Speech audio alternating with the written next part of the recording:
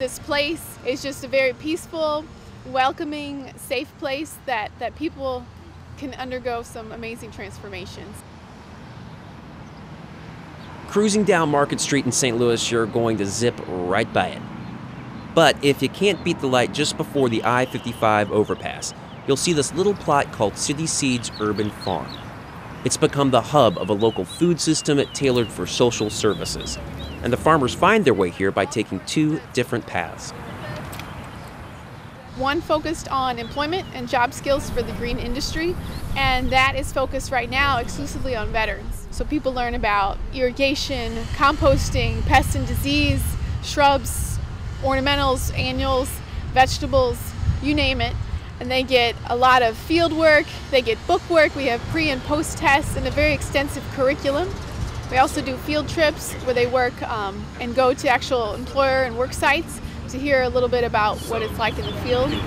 So it's always good to read the notes. And our other program, the Shamrock program, or the Therapeutic Horticulture program, is working with folks that are dealing with more mental illness, potentially substance abuse, and homelessness through St. Patrick's Center. I had been homeless for over about a year, and I had been living from shelter to shelter, and after this job is done, they'll help me with trying to find a regular job, so I can, take care of myself.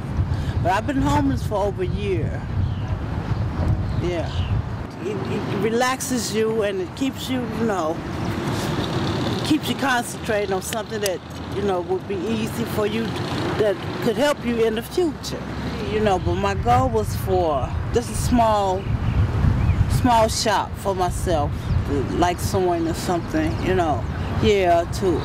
But after City Seeds, I plan on having my own, find at least a decent job, and maybe I might just return back to school, for a minute, yeah.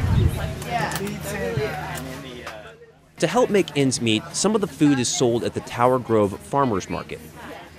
The rest goes to local charities or sold at a discount to food outreach. From its small location on Olive Street, the nonprofit serves free meals to people living with HIV/AIDS or fighting cancer. If we didn't have a relationship with Gateway Greening through their City Seeds program, it would truly be cost prohibitive for us to have the quality and the freshness that we're now getting. Everything's a cost decision that goes on the menu, and we just wouldn't be able to provide the freshness and the quality of the produce that now we're able to. But can harvesting local food help tackle things like depression or drug addiction? Well, according to a pilot study conducted by Washington University in St. Louis, the answer is yes. In the study, people with HIV/AIDS and a history of depression or drug abuse worked on the farm for 8 weeks. The results showed lower levels of depression and in some cases reduced drug use. So when I came up with this idea, people thought I was a little bit, so in a research environment, you're kind of like more traditional. And this was a very non-traditional approach to looking at depression. I said, how about we do this? And people were like, well, okay, do it, try it.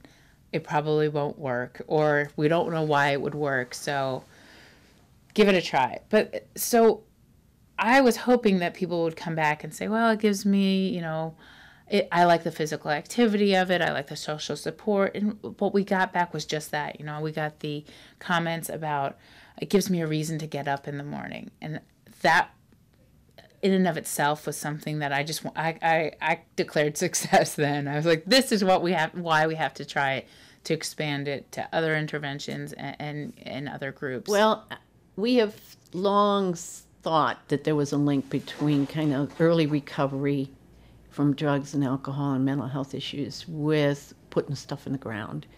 And like I was saying to you, I can say to a client over and over again, I think you're growing, I can see this, this, and this, but they can't see it.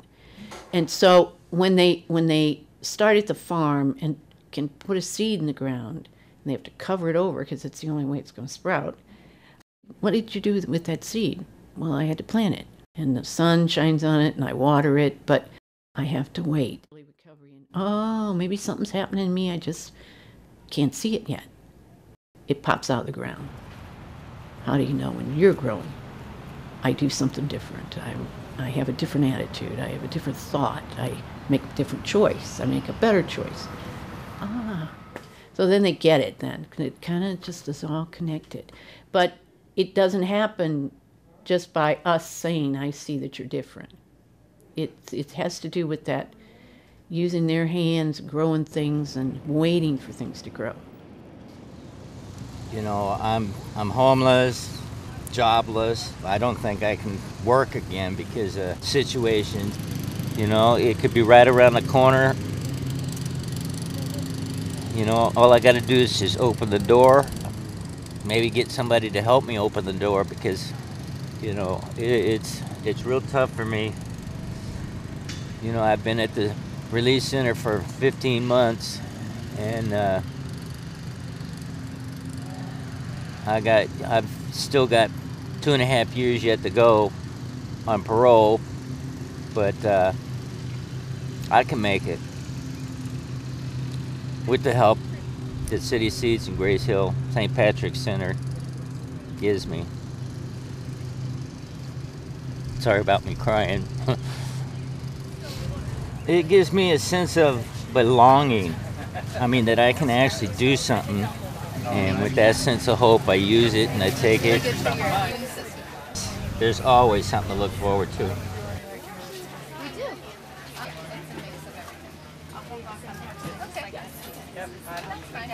Free. No money.